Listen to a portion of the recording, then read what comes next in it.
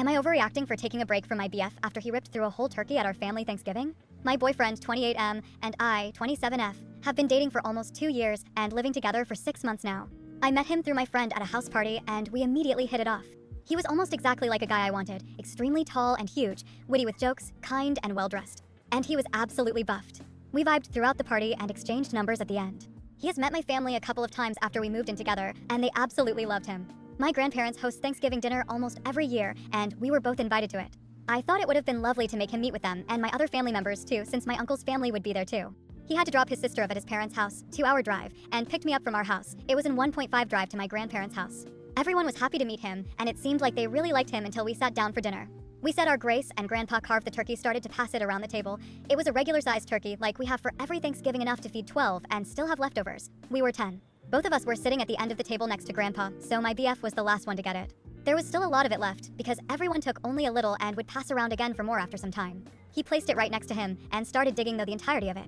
He was so profuse, as my nephew said later, gobbling it up. I told him quietly to go easy, but he did not listen. He started saying how good it was, and my grandma had a huge smile on her face. He was eating just the turkey, and my grandpa said, "Boy, someone really likes turkey." Everyone laughed, but it got to a point where everyone was talking about it. He did not take any hint and shrugged it off like a teenager. My face turned red from the embarrassed, and I could see everyone judging us so hard. I could hear my uncle and his wife make unfunny jokes about it.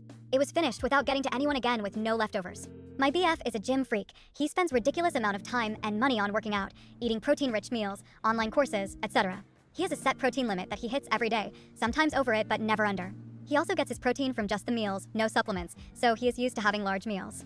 It has never been a problem with me, and I respect his way of living if not love it. We cook together all the time, and if I'm not in the mood, he happily makes me a meal for me. He won't even let me contribute in grocery expenses. Because of him, I started eating healthy and felt a lot better about my lifestyle. After the dinner, when we got into a fight while driving home, he said he had been driving all day and didn't eat anything after breakfast, so he had to hit his protein, and that he wasn't enjoying it after some time and had to just shove it down the throat. I said if he was that hungry, I would have happily made him a meal after we had gotten home, but now everyone in my family is gonna talk about how you finished something made for the whole family. He had thought everyone took their share. What?